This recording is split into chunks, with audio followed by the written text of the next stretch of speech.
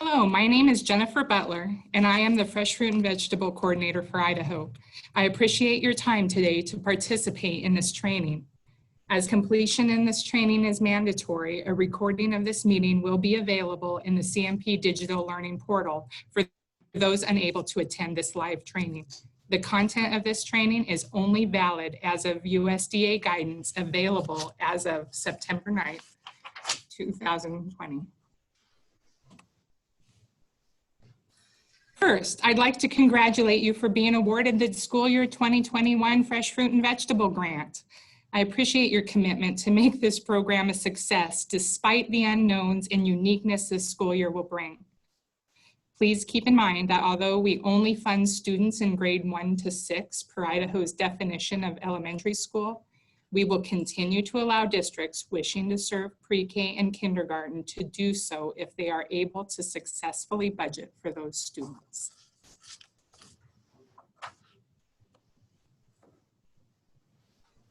In today's training, we will cover fresh fruit and vegetable training requirements, waiver flexibilities, USDA guidance, and program reminders. Please be sure to document 1 hour of training in your professional standards log for today's training. Let's begin. In order to clarify training responsibilities, I'd like to address the 2 trainings available for school year 2021 and remind you of your training obligations. Today's live training is separate from the annual online Fresh Fruit and Vegetable Grant recipient training available in the CNP Digital Learning Portal shown here. The annual Fresh Fruit and Vegetable Grant recipient online training covers an introduction to the Fresh Fruit and Vegetable program, service considerations, food safety, reimbursable costs, and proper claiming procedures. All FFVP stakeholders are encouraged to complete this annual training to support understanding of FFVP operations. I especially encourage those employees that order the fresh fruits and vegetables and submit the claims to complete this training, as claims will be denied if requirements are not met. If you will be held accountable for proper program operations as outlined in this training. Due to guidance issued for this school year only, it is necessary to focus specifically on service flexibilities allowed for the fresh fruit and vegetable program during school year 2021 due to COVID-19. Although the annual Fresh Fruit and Vegetable Grant recipient online training includes valuable content and program information you're expected to follow, completion will not be monitored this year, as participation in this live training will meet the mandatory training requirements. A recording of this live training will also be posted in the training portal, and others overseeing the service of the Fresh Fruit and Vegetable program may benefit from this live training as well. It may take up to a week for today's live training to be posted. Don't forget that part of the grant application required certification by multiple school officials to ensure that all school staff involved in implementing, distributing, and serving fresh fruit and vegetable program received training. Please make sure that all applicable school staff is being trained on program requirements and elected flexibilities for school year 2021 operation. This can be as simple as covering all program expectations with applicable staff. Fresh fruit and vegetable training and program resources are available in section 24 of download forms in My Idaho CMP. The Fresh Fruit and Vegetable Training Quick Sheet covers basic program requirements and can be used for teacher training. A blank training agenda and sign-in sheet can be utilized for group trainings. The Idaho Child Nutrition Fresh Fruit and Vegetable website includes a link to the Fresh Fruit and Vegetable Handbook. Under the training links, there are produce safety videos in both English and Spanish. Now let's cover the fresh fruit and vegetable flexibilities for school year 2021. Please keep in mind that the seamless summer option and summer food service program extensions issued on August 31st may have an impact on these flexibilities. We will address those extensions later. Due to COVID-19, the state agency has 4 fresh fruit and vegetable program flexibility waivers available to opt into. The first 2 flexibilities are allowed per USDA Memorandum SP23-2020, issued on August 21st, 2020. These are the same 2 flexibilities allowed last spring when schools experienced emergency closures. During that time, several districts let me know of issues they were having with the requirements to only serve from the awarded site and not allowing parents to pick up the fresh fruit and vegetable servings. Because of those concerns, I submitted waivers to USDA for consideration, and Idaho received approval to allow the last 2 flexibilities for school year 2021. Let's cover what each of those flexibility options mean to you. The fresh fruit and vegetable non-congregate service waiver allows for fresh fruits and vegetables to be served in a non-congregate setting for off-site consumption. This option would work to serve eligible students enrolled in the school site, but not receiving their educational instruction in the school building.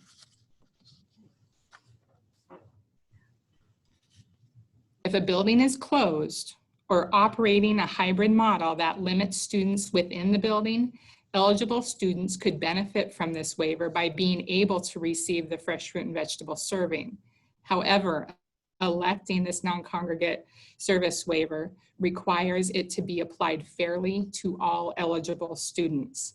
That means eligible students receiving meals via home delivery or bus stops for multiple days would need to be provided the fresh fruit and vegetable serving, same as those students within the building or picking up meals at the school site. Last spring, SSO and SFSP operators allowed for fresh fruit and vegetable to be served to all children receiving a meal from the awarded elementary school site. It is unclear if the extensions issued on August 31st will allow this, or if fresh fruit and vegetable can only be made available to eligible students enrolled in the awarded site. However, current fresh fruit and vegetable program waiver flexibility is limited to only eligible students enrolled in the awarded site. You'll be informed as additional guidance is received. If you do not elect this non-congregate service waiver, then you do not need to apply for any other fresh fruit and vegetable waiver flexibility. If you wish to only serve the fresh fruit and vegetable program to students on days they are in the building receiving education, then you may continue to operate the fresh fruit and vegetable program as before and not elect any flexibility waivers.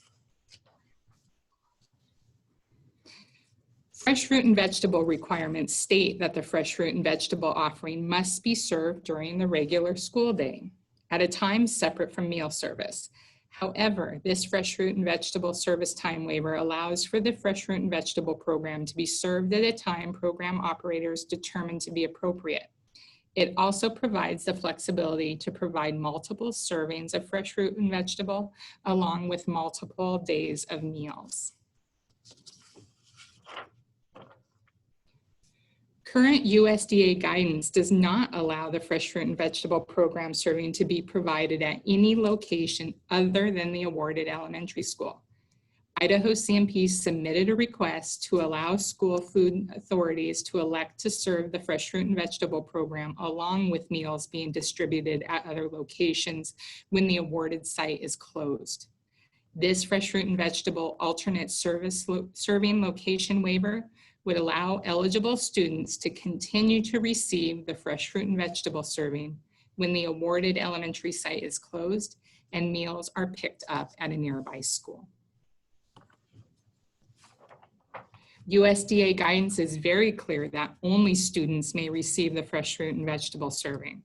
However, Idaho CMP received approval for their request to allow school food authorities to elect to serve the fresh fruit and vegetable program to parents or guardians picking up meals for their eligible children. This fresh fruit and vegetable program parent guardian pickup waiver helps ensure eligible children are still able to participate in the fresh fruit and vegetable program, even if they are unable to pick it up for themselves. At the bottom of the school year 2021 fresh fruit and vegetable flexibilities during COVID-19 document is a link that connects the fresh fruit and vegetable program waiver election form. This document has been uploaded into My Idaho CMP for easy access. It's also been added to the chat box so you can download.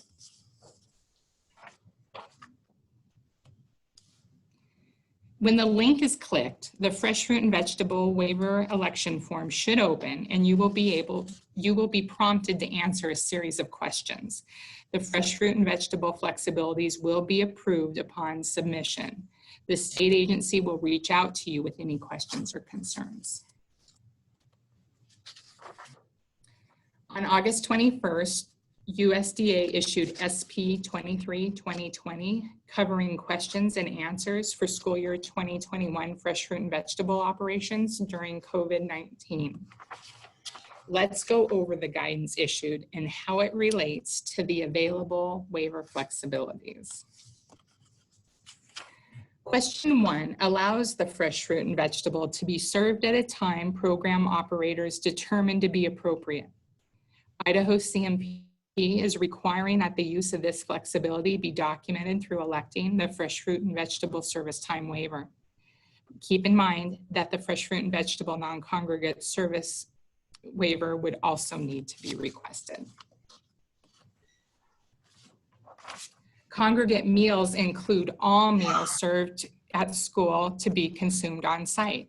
If you wish to provide fresh fruit and vegetable program to students who pick up meals or receive delivered meals to consume away from school and have applied for the NSLP non-congregate feeding waiver, then you must also apply for this waiver to serve the fresh fruit and vegetable offering to these students. If you wish to only serve fresh fruit and vegetable to those students who are receiving instruction in the school building and consuming their meals on site, you do not need to apply for this waiver. Question 3 allows the fresh fruit and vegetable to be served along with school meals. Idaho CMP is requiring that the use of this flexibility be documented through electing the fresh fruit and vegetable service time waiver. Per question 4, parents and guardians are not allowed to receive the fresh fruit and vegetable serving on behalf of their child. However, Idaho CMP was granted approval to allow SFAs to elect this option under integrity plans that limit the fresh fruit and vegetable serving to only be made available to eligible students. To use this flexibility, you must opt in to the fresh fruit and vegetable parent guardian pickup waiver. If multiple days of meals are served at one time, multiple fresh fruit and vegetable servings can also be served. Idaho CMP is requiring that the use of this flexibility be documented through electing the fresh fruit and vegetable service time waiver.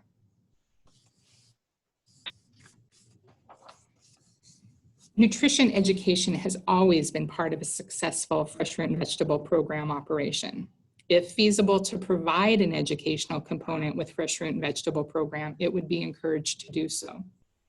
Providing nutrition education has only been required when a cooked vegetable is served.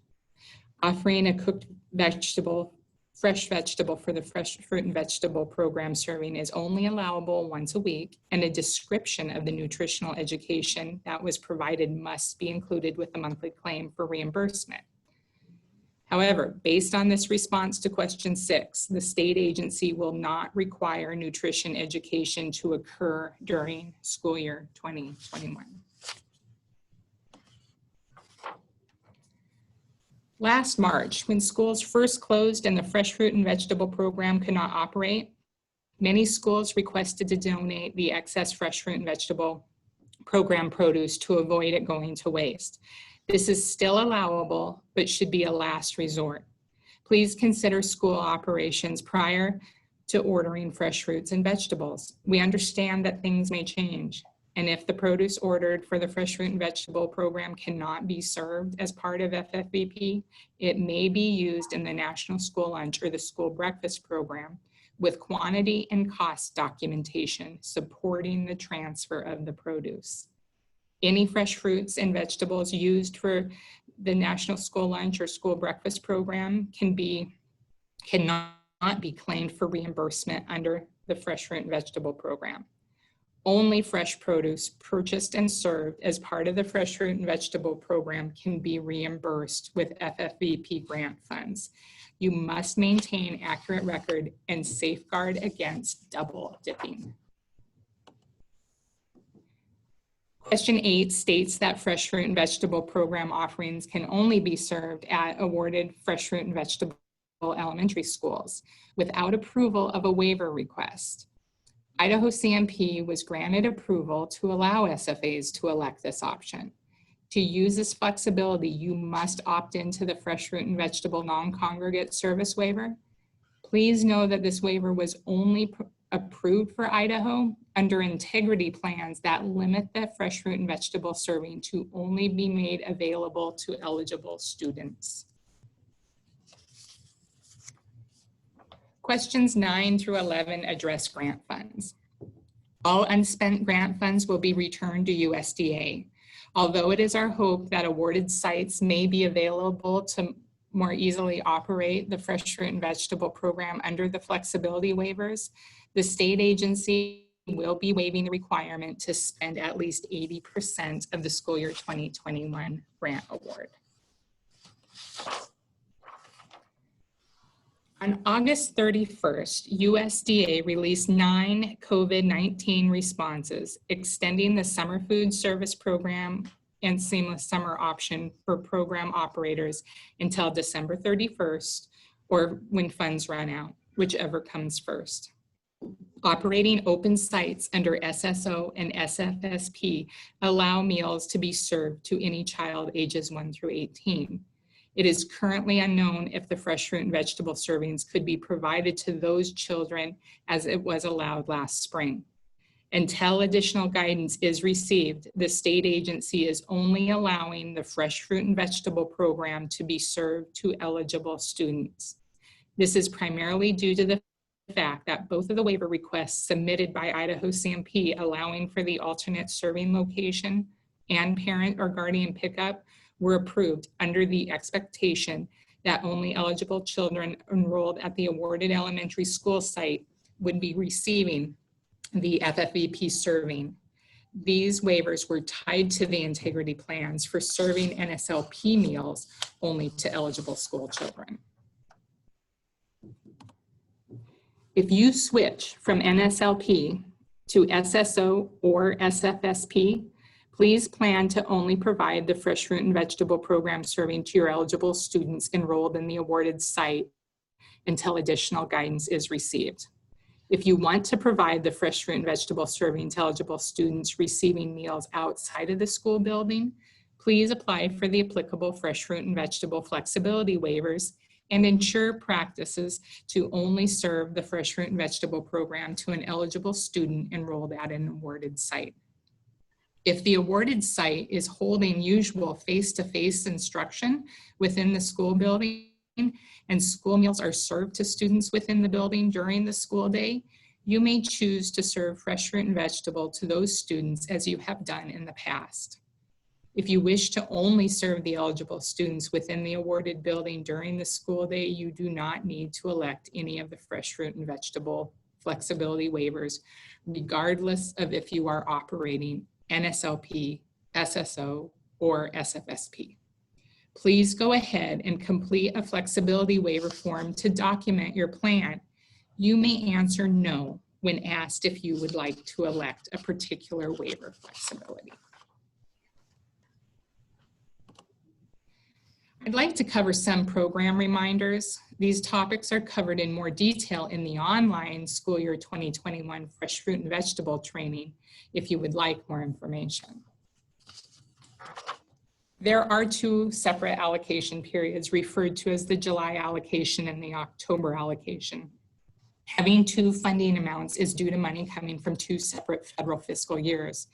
The award amount identified for the allocation period must be spent during that period. Funds cannot be transferred from one period to the other.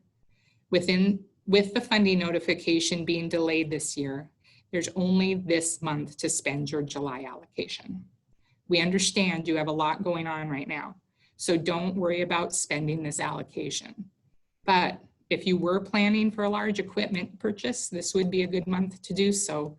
Please contact me if you'd like approval for a large equipment purchase. Monthly claims require operating and administrative costs to be separated. Each month, the majority of the costs must be spent on fresh produce. No more than 10% of the total grant award can be spent on administrative costs. Please budget accordingly and retain all backup documentation, including invoices, timesheets, production records, menus, etc., to support claims for reimbursement. Purchases of any large equipment item costing $250 or more must have written state agency approval before you buy. Please contact me with your request, and I will send you a list of questions to answer to provide written justification for the purchase. Approval must be received in writing and will only be granted after a review of the submitted responses and any follow-up questions are answered. Grant funds can only be dispersed as reimbursement based on claims submitted. Claims for the fresh fruit and vegetable program are slightly different than NSLP and school breakfast program claimings and require separate operating and administrative costs. My Idaho CMP will show year-to-date expenditures and the remaining amount of grant funds. Claims must be submitted on a monthly basis and within 60 days of the end of the month. The last claim for the school year must be submitted no later than the third Friday of June, which for school year 2021 is June 18th. Melissa Cook processes the claims and is a tremendous asset in answering claim questions. All unspent funds are forfeited by the school and cannot be reallocated. For school year 2021, the SA will waive the requirement to spend at least 80% of your grant award. Not meeting this spending goal will not impact future grant awards. Sponsors must widely publicize the fresh fruit and vegetable program within the school and highlight the availability of free fresh fruits and vegetables throughout the year. This requirement is often forgotten and is the most common fresh fruit and vegetable program finding during an administrative review. Be sure to celebrate this award and your hard work. It can be fun and exciting to promote this valuable program. Make sure to adequately train staff who prepares or serves the fresh fruit and vegetable programs. This includes classroom teachers. Make sure your HACCP manual addresses service location protocols.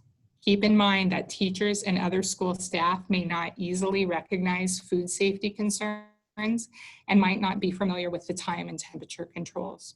Food service is still responsible to taking adequate steps to ensure food safety measures occur when food is served outside the kitchen or cafeteria. The Buy American requirement applies to foods only, not packaging or non-food items. Documentation to justify the use of one of the two allowable exceptions must be maintained. The state agency has created the Buy American provision exemption documentation worksheet for this purpose. This worksheet is available in download form section of My Idaho CMP and should be used to document the exceptions for the Buy American provision. These cute fruit and vegetable safe school signs were shared by Tips for School Meals That Rock. These graphics are free for use for non-commercial purposes. If you would like these images, please email me and I will pass them along. Please do not hesitate to contact the state agency with questions. I can assist you with your fresh fruit and vegetable questions and will include others if needed. Melissa Cook can address claim questions, and Sean Charters can help with the training portal and permanent agreement addendum issues. Our director, Colleen Fillmore, is also available. If you call the main line, your call can be forwarded.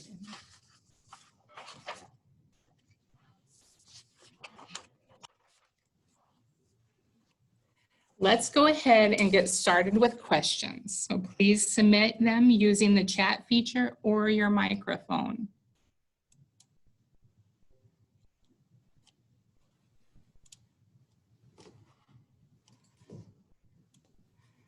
Okay, 1 second. Where does not appear. I'm looking for some. I'm sorry, the chat was taking a minute to come up. Could you clarify if we need to spend all the July through September funds? No, you do not need to spend them all. I would encourage you to spend as much as you can, but we are already in September, so you really only have this month for that allocation period. So there's a lot on your plates right now. I totally can appreciate that fresh fruit and vegetable will not be your top priority. But for many of you, it is a very special award to have. And I want to, celebrate that and promote that as much as possible. So if you can, please start operating the program. And I know some of you already have begun, but for probably the majority of you, it's going to be hard to try to get it implemented this month. So and just a reminder, if you are interested in a large purchase equipment or equipment over $250, to email me so we can kind of get that process underway, and maybe we can get that money spent this month.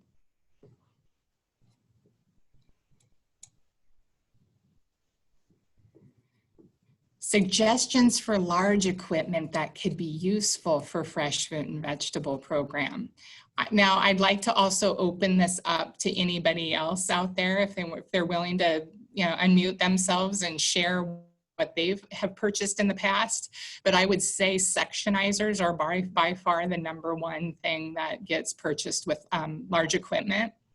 We get, there's also delivery carts that have fallen under that category. Cooler bags generally aren't that much money.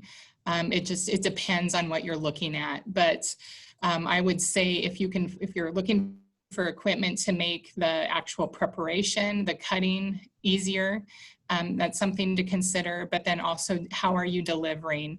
That happens differently for a lot of people. Is it a kiosk set up in the hallway or somewhere else where people come pick it up? Do they come to the cafeteria and go through the service line, or are they delivered to the classroom? So if there's any equipment needed for those types of purchases, they can be considered if they're over that $250 as a large equipment. But also, I guess coolers have been another thing. Sometimes there's just not the space in your refrigeration, but if you're going to use it for NSLP or school breakfast as well, then we would require that you split the cost allocations up depending on the percentage of time it would be used for fresh fruit and vegetable. Let me remind me how much we can spend on large. The threshold for large purchase equipment is $250. You would need prior approval, but you are limited to 10% of your grant awards for administrative costs, and it would fall under that. Bun racks for transporting to classrooms. Thank you for that suggestion, people. Sorry, as I'm scrolling through this chat box, trying to make sure I'm going in order. Are there any requirements on nutrition education? Not for this school year. Generally, yes, but for this school year that has been waived. However, if it's possible, I would totally support making that happen. That's one of the unique things about this program, and what makes it so special is it's the opportunity to really promote the nutrition with these fruits and vegetables and create lifelong habits. And so certainly if you do it and have a good process and can continue, if you've got a lot of teacher buy-in, I would say you could try to go forward as much as you can with that, but you will not be held accountable for uploading nutrition education in your claim for any cooked vegetables. And then we won't hold you accountable for nutrition education this year. So if I could just clarify. Thanks, Katie. As far as content in that education, and not just this year, but in like years past and this coming year. Oh, so that we can get on a rhythm. Oh, what's the expectation that would be included? Yes. It varies. We get, well, for one, it varies by grade level, right? What you might do for a first grader would look different than a sixth grader. But no, there's no requirement really tied to that, except to, if you're doing a cooked vegetable, it better be related to that cooked vegetable. And you're gonna wanna tie in what it looks like fresh, so that they're seeing the transition of a fresh versus a cooked. So that is something that when I've approved some things over the years, I do try to ask that element tied in. But other than that, just anything that you can find that might be a unique little just fun fact about a fruit or vegetable is really popular. But I have also seen coloring worksheets. And so I'm fine with coloring worksheets as long as they are tied to fresh fruit and vegetable, and you don't start waving away for something that doesn't really relate to the program, because I've seen that as well. But does that answer your question? Yes, that helps tremendously. Thanks. All right. And I appreciate you jumping in like that, so we can be, I want to be very specific to what your questions are as I'm just scrolling through this. So if we choose to only do 4 days a week, can we change that to 5 now? Well, I feel like this is a little bit loaded. What are you doing for school? It's still tied to, I guess, I mean, if I gotta get my brain switched here too. With SSO, so I'm assuming you were a 4-day school week for NSLP and now you're opening up for 5 days SSO or SFSP, then yes, you may serve the fresh fruit and vegetable daily serving equivalent to what meals you are doing. Yeah, but the more I think about that, it's gonna mess me up. I appreciate you guys having to deal with everything you're trying to figure out. What are sectionizers? That's literally, I think, what the name brand is. They're big pieces of equipment that you have a variety of blade options. So to cut an apple, you do it in one hand crank and it splits your apple up in all kinds of things. You can run oranges through it, all kinds of other fruits, but it sections the fruits into different bits. So does anybody who have a sectionizer want to chime in? I know there's a lot of unused sectionizers sitting on shelves as well. So it's a Sunkist sectionizer? Yes. They're fantastic, those interchangeable blades. We've worn ours out. You've worn them out. Yeah, they're fantastic. And you can, when your oranges and your apples specifically, they're great for that. And it's, you know, the littles with all the loose teeth, it's nice to have those so they can eat them better. And it looks like the link for that was just posted. So yeah. Thank you. Can you hear me? It's a huge time saver. I have seen people really crank out sliced fruits by just running them through those sectionizers. So if you're thinking about labor and time with fresh fruit and vegetable, it is definitely a good time saver. I think it's more inviting and encouraging when when the slices are made available, especially to the younger kids. So definitely something worth considering. Okay. The Deaf and Blind School only has 16 eligible students for the Fresh Fruit and Vegetable program. We are serving every day now and try to use up funds. On the application, I said we're only going to operate Fresh Fruit and Vegetable on Mondays, Tuesdays, and Wednesdays. We only added Thursdays. Can we serve the program twice a day? No. I appreciate you asking that, but I think that's getting into some really uncharted territory there. What we don't want too is we don't want it to impact any participation in other programs as well, but I don't think that's probably the case for you. But I'm trying to go back to, you are serving every day, okay. Okay, so when you're referring about the meal applications that you applied for, or last spring when you all applied for this grant, given that the world changed since that time, I do know I will work with you on any flexibility between what you applied for on your grant versus what you're going to do now. So I'm glad that got brought up. Is for sure, fresh fruit and vegetable grants were submitted before we all had to deal with COVID-19. So things have changed, and I'm happy to work with you as much as possible to make sure that we can serve this as often as possible, one time a day. All right. Is there a website for nutrition education? I'm afraid, can you do me a favor? Will you look at our website under can you do that? So I'm having Sean do me a favor and check. I used to have quite a bit of links to nutrition and nutrition education on the state agency's child nutrition, fresh fruit and vegetable website, but I'm just not sure. I haven't checked that for at least 6 months. So I'm not sure if it's still there or not. It used to be under like links or, so Sean's just going to do a double check on the website if anybody else is out there. Hey Jen, it's Linda. You have it under resources. Okay, thank you. So yes, under, well, so you say under, okay, under resources and then links. Okay.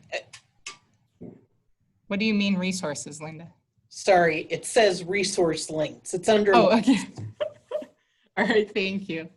Yeah, so under, if you go to, and we can put the link in the chat to our fresh fruit and vegetable page, but then there's these little tiles at the bottom of that had the training, and I would encourage you to have staff watch those produce safety videos on some training there, and then next to that is a links tab.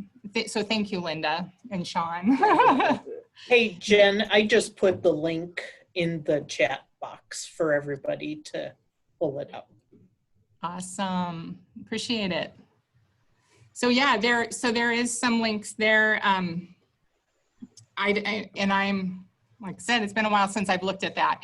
So I do think there are some links to coloring sheets as well as bigger plans. So let's see what else. If we are unable to spend the July through September funds, will those funds be lost, or will we be able to spend them in October to June? They will be lost. Those are gone. They are part of fiscal year 2020. So unfortunately, they can't move over. And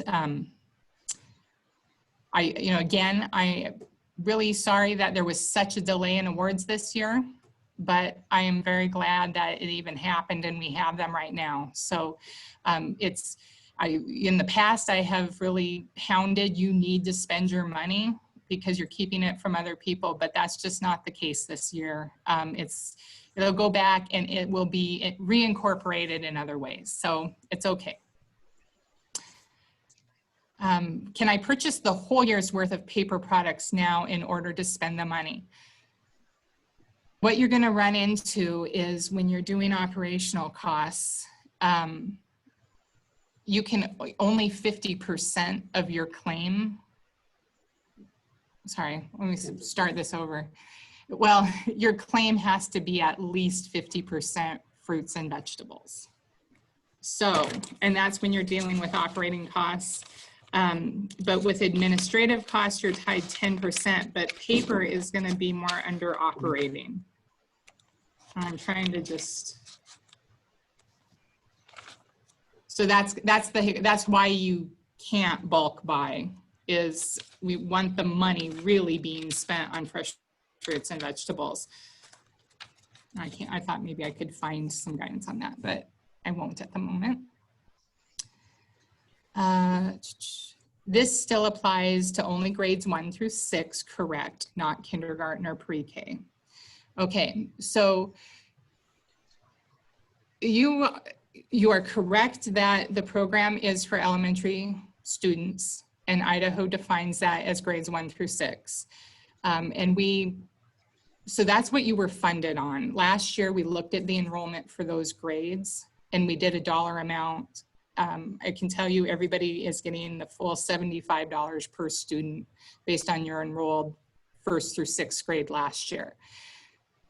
However, I will allow you to serve kindergarten and pre-K. So if you can, as you budget out this program, if you have enough money to cover those grades, which I'm thinking you all will based on the feedback I've gotten, then, and you want to include them, you may. Some people choose not to because of the half-day issue, and it doesn't fit well with other programs they're trying to operate. But if you want to, I'm happy to have you extend that on to them. Does that make sense? Okay. We have a sectionizer link added, so thank you people for clarifying on that. It's Heather from Glens Ferry. I'm new to this program, and you just mentioned 75 per student. When I'm budgeting for this year, can you give me a little guidelines on how I should budget per student?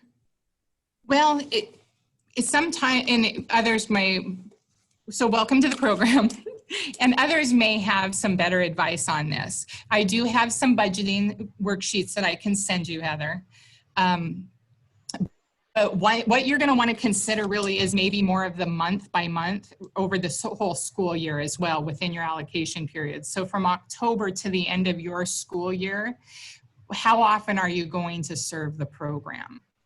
So sometimes people back off a little bit more around the holidays because there's so much other things or other events happening. So that's going to be just unique to you, but you need to make those considerations as well as within the month, how many days you're going to serve, and then start budgeting from there. But I would caution you to also, pay attention to what's being grown at certain times of the year, because it's going to affect your costs. So if you're getting produce while it's in season, it's going to be cheaper than when you're trying to deal with ones that have a more limited availability because it's not the growing season for it.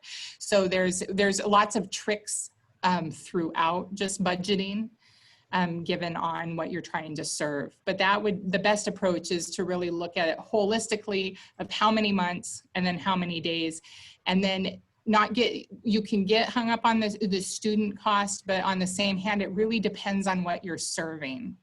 If you are buying the things that are pre-cut and pre-packaged, those are going to cost more than doing the cost, or you having to use your sectionizer and cut them yourself. So there's a lot of things that play into that, but I'd be happy to send you some budgeting spreadsheets to help you.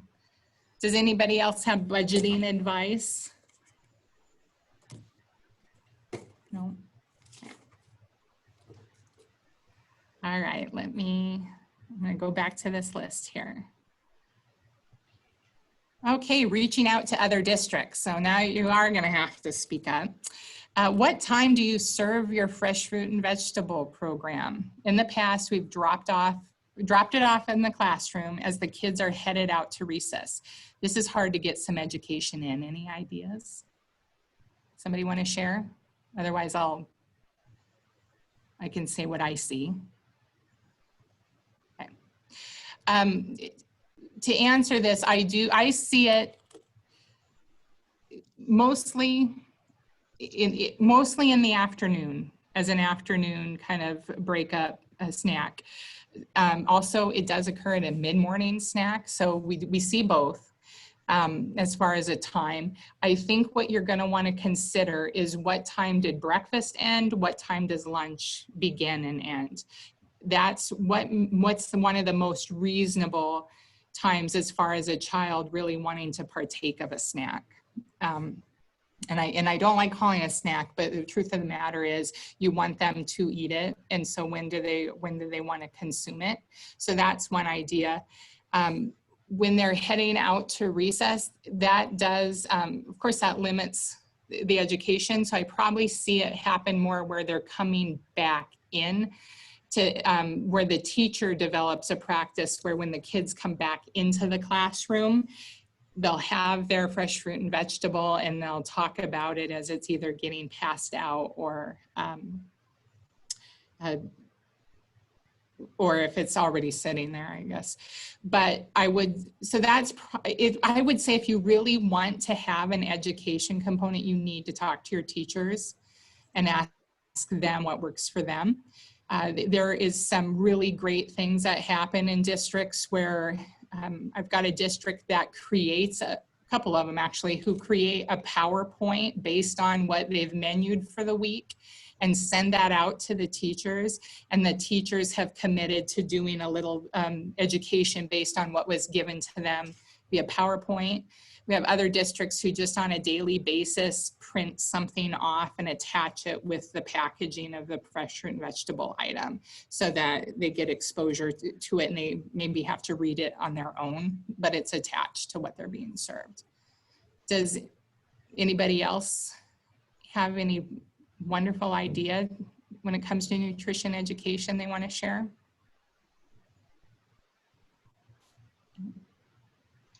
There, I'll just throw out too, because it's hard for me to see some of these faces and not say, you're doing amazing things. You have to share. But there's also, you know, don't beat yourself up if it's something there's people who do it every single day with every serving. And it works well, and I'd be happy to talk to you about troubleshoot any ideas. But there's also others who maybe make it more, not as often, but on a grander scale. And we get some corn husking going on and things like that. So, and that you almost make an entire day out of education and tie the fresh fruit and vegetable program into it. So Jen? Yes, Sarah. Hey, so we prep ours in the morning and we put our fresh fruit and vegetables in individual coolers, one for each class. And then we put it in our cooler and we let the teachers, they generally, most of them pick it up between lunch and school release. So sometime mid-afternoon to kind of break it up. And we let them kind of choose what time they want to come get it that fits in with their curriculum. And we include a informational with them that they teach to the students. And then we have some teachers that like to pick it up mid-morning, like between breakfast and lunch. So we let them kind of choose, but that's how we do it here. So okay. That way the teachers get to teach the educational, we provide it, but they just kind of read it over with the students while they're eating the fresh fruit, so. Okay, well, thank you for sharing that. I think it is important to get buy-in from teachers, although, you know, food service could be doing the nutrition education, but I think it's usually that's more realistically taking place when it's in the classroom. But so getting teacher buy-in, but I will also caution you, this is where I probably see the most food safety violations. So you did say you put them in a cooler, Sarah. So there is quite a window of time, and that makes a world of difference. And that's where I do, if you are having the teachers serve this out, make sure they have a little awareness when it comes to food safety windows. Yep. So we have them do a sign out sheet when they take it out of our cooler, and then they have a time period where they have like 30 minutes to 45 minutes to serve the fruit, and then they have to document what time they're serving the fruit to the kids. So it's within their cold window. So they can't take it and leave it in the classroom and serve it whenever they want to. Okay. And that, so I appreciate you clarifying that. And it's, where I have seen some bad practices is when it gets dropped off in the classroom, in the back of the room, and then it ends up sitting there. And then it gets forgotten about. And next thing we know, the school bell release has happened, and then they're passing it out as soon as the kids are walking out the door. And that is, it is a violation of the program. So for lots of reasons, but let's see, I'll keep moving on. Okay, somebody has a sectionizer, they call it a slicer. That's great. And I think sectionizer is a trademark name. So there's probably all kinds of other things out there that I don't want to limit you to only the one brand. Can you send home with students for the next day for online learning? So this is going to go hand in hand with what you're doing with your meal service operation. So the flexibilities, you'd need the non-congregate feeding and the service time waiver in order to send the fresh fruit and vegetable home for that subsequent school day. But where I wanted to caution some people, and I've had conversations with many, for some of you, you're already in school and kids are having in-class session, in-person session. If it is okay to just focus on who's in the building and serve fresh fruit and vegetable as if everything was normal. So if I would encourage that, but for those of you who are doing a hybrid situation and kids are in some days and out some days, you would need to apply for these waivers in order to serve the children outside of the building. But I want to just caution you that you have to make that fair for everyone. That means that if you're doing a pickup and you're doing delivery out, you'd have to do it for both. So I'm trying to think of if there's another example, but you certainly, you can, you can tie it to as many meals as you are serving. So if you're doing, if you're sending a meal home because there's an online, if there's remote learning occurring, send it home with that. Okay. Somebody did give some advice. Katie, this is to you. We prep ours and have them in coolers for each grade, and then the teacher come down and retrieve the cooler for the class when it fits in best during the day. Most are in the afternoon between lunch and school release, but a few teachers like it in the morning between breakfast and lunch. And Sarah had already shared that with us, but do you know, Katie, that if you want to do nutrition education, it might be worth just kind of getting feedback from the teachers on what works for them. Here, go make sure that back room. We have the link to the nutrition eds shared on there. Here's another one. We are running alternate days. A student will rotate each week 3 days, then 2 days the following. If we serve fresh fruit and vegetable in the building only, we would be able to reach all students throughout the week. If we serve all 5 days, we serve all 5 days. That being said, we do not have to provide fresh fruit and vegetable to remote learners. Okay, so, and I apologize if I'm slaughtering some of these understandings. You can chime in for clarification, but also some of you your situations are so unique that I'm very happy to maybe just really pocket both your fresh fruit and vegetable and the meal service you're doing. I'm trying to not make it so different. I want to make sure fresh fruit and vegetable can look the same regardless of if you're doing NSLP, SSO, SFSP, but that it does get a little confusing. So I'm happy to work with you on this. But I do want, with the comment about giving it to remote, if you don't want to provide it to remote learners and only focus on the kids in the building, that actually supports that caution I was giving about the non-congregate service waiver. Because if you were gonna, that would be the best way to just know you're running the program only in the building to only the kids who are in the building receiving their education. But the minute you apply for non-congregate so you can get some of those remote learners, it's gotta be everybody all the time have that opportunity as a remote learner. We send the education information with the food and the teachers teach it while the school students are eating their fruits and vegetables. I will say that back to nutrition education, when teachers are involved and you really want them to give the nutrition education, it's probably in your best interest to be the one to create it to pass along. If you're putting the onus on the teacher to come up with it, that it might not occur as regularly. However, that said, it's also the opportunity that they can do some amazing things in their classroom if they know what's coming. So in some districts, it works well that way, where you tell a teacher, next week we're looking at these things, and then the teacher, uses their skill set and expertise to say, hey, I can do a math lesson with that. We can do a geography lesson, and invite them to tell you too if they are studying anything geography wise, and there is a specific country or something that they're working with, then maybe you can order what they would like to help support a unit that they're covering in their classroom. So this is a springboard to another way to reach out to them. Okay, just confirming, if we're in school 5 days per week and doing SFSP at all schools, we can utilize a fresh fruit and vegetable grant at our approved schools.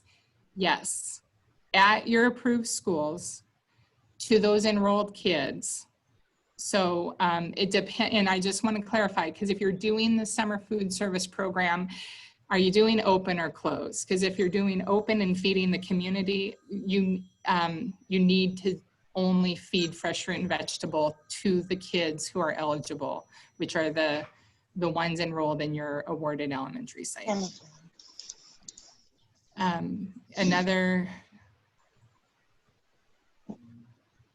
Okay, let's see. We serve last recess.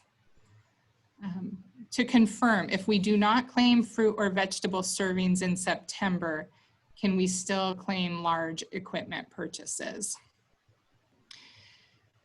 Yes, we're going to focus on that one because it falls into administrative purchases, the 10%. It won't be an operating cost. Next, we do a calendar monthly with what we will be served. We do a calendar monthly with what will be served during that month. Right now, we are doing local melons and corn. That's great.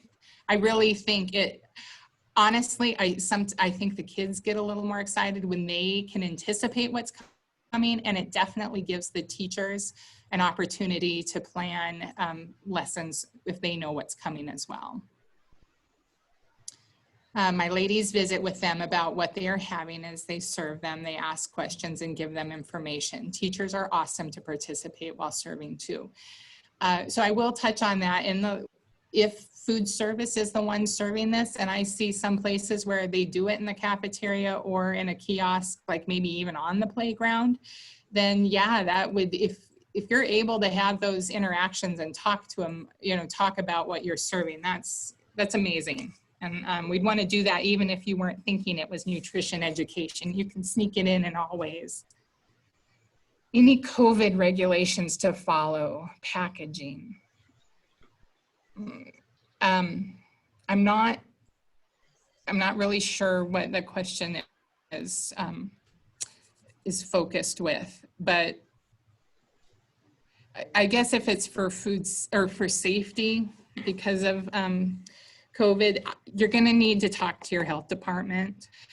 Somebody earlier I had learned was actually doing their fresh fruit and vegetable on a salad bar, and the kids picked what they wanted, and the health department shut that down.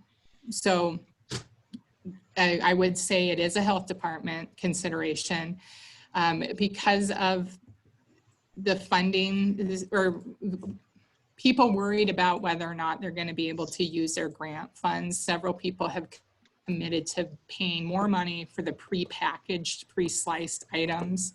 So those do cost more, but they are individually packed, they're secure, and that might be a safety consideration you want to make for this school year.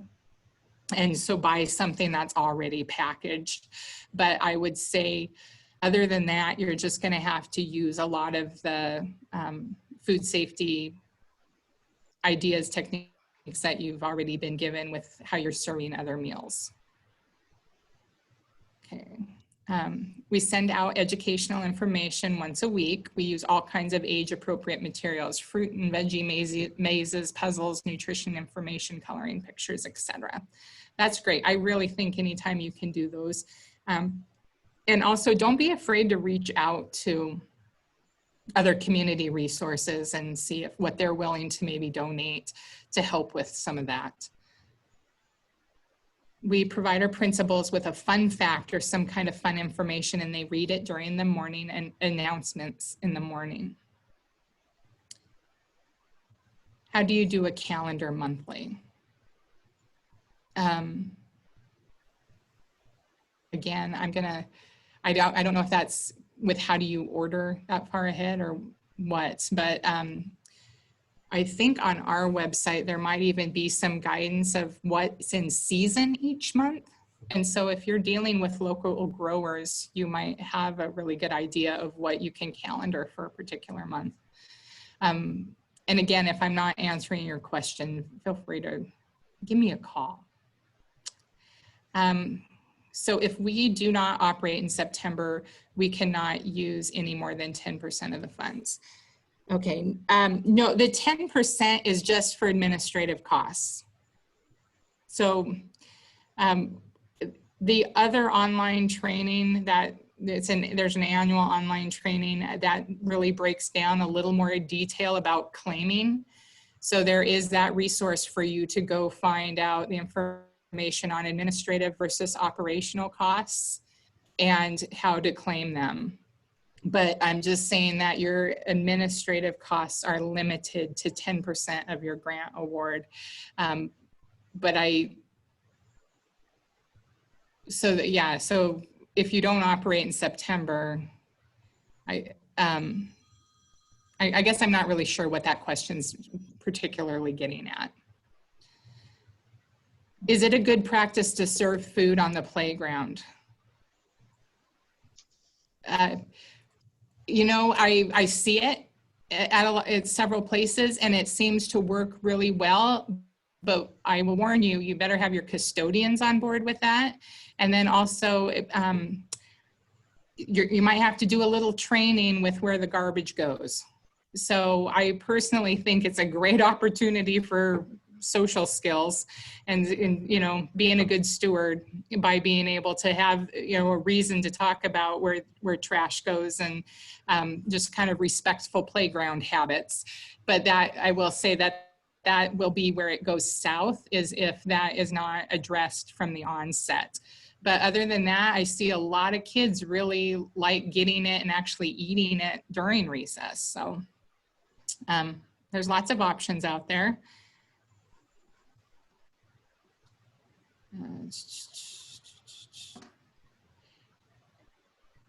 Okay, is the slides you went through available to print off? Okay, what we'll do is this is being video recorded and will be in the portal, because we have some people who this is your mandatory training for program operations this year.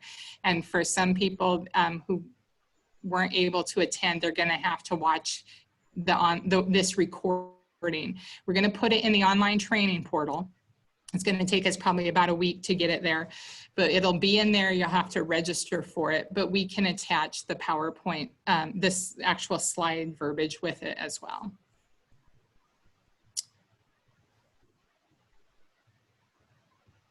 Yes, somebody's asking, did you say only 50% of a claim can come from non-fruit and vegetable? Yes, the way the wording is, the majority of your claim has to be on fresh fruit and vegetable produce. So the majority needs to be higher than the half, 50%. We've always done it this way, weather permitting. Our teachers have them eat their fruit and vegetable and then go play. So I'm guessing with the weather permitting, that means that they're doing it on the playground. Bees are a problem, so no fruit outside. See, everybody has unique situations to deal with. So a lot of this is what works best for you, what works best for your schools. And so I'll remind you that part 2 of your application, and if some of you are new since your predecessor applied for this grant and you're missing that information, I can send it to you if you ask. But the part of part 2 was to get the buy-in from a superintendent, from a school principal, from food service, to make sure that everybody agrees to support this program. So that would include both nutrition education, but also service locations. What is going to work best for the school environment for this? Somebody shared a link for the USDA has a great seasonal guide. So there's from the SNAP-Ed link of what's in season during the year. So, and what time are we at? So our hour is up, but so, you know, certainly I do want you to reach out to me. Okay. With any questions, either email me, you can call me, but I think most of you know how that goes. You might want to email me. And, but I do return calls. It's just, it might be a day. There is one more question to confirm. Non-congregate waiver is not needed if we cannot offer fresh fruit and vegetable curbside. That's correct. If you have no intention to offer it outside of your building environment and outside of meal services, then there's really no reason to do the non-congregate. Go ahead, I would say go ahead and read through those waiver flexibilities if there's some question about that. But the non-congregate really is going to drive everything, because you're either feeding it in the school building or you're not. And so kind of using that as your guide. But the minute if it's in the school building, you're probably already doing meals. You probably can already come up with a designated time to do fresh fruit and vegetable. But if you aren't doing it in the building, then all things kind of go rogue and you have to try to make it work with other waivers. But I will ask you to go ahead, look at that. The attachment is in the chats. It is also in download forms. And I'm asking that you read through those flexibilities, the 4 of them, and then click on the link on the bottom to apply for them. And then I'll go in and review those, and I will follow up with any questions or concerns I have about the information you submitted. But I would also encourage you, even if you absolutely aren't going to partake in any of those 4, that you go ahead and maybe just fill out the information and submit that to me so I have that record as well. I would appreciate that. Otherwise, I am going to assume that none of those flexibilities will be implemented because you did not apply for them. So, all right. And yes, somebody's asking, can it be filled out later if schools close down? It absolutely can. We have no idea what this school year is going to look like, and it's going to, given the past few months, I don't know. I don't think normal is going to be here anytime soon. So I would anticipate those of you who are operating, and if something comes up here in a month and buildings have to close down, yes, you may take advantage of these waivers and go ahead and submit. And again, I'm happy to, reach out, let us know if things are changing for you and you need a little crash course again on what your options are. So I think that's it. We're going to go ahead and cut this off. I appreciate everything you're doing. Thank you. And I'm glad that you're committed to making this program work amidst the chaos. So thank you. Bye-bye.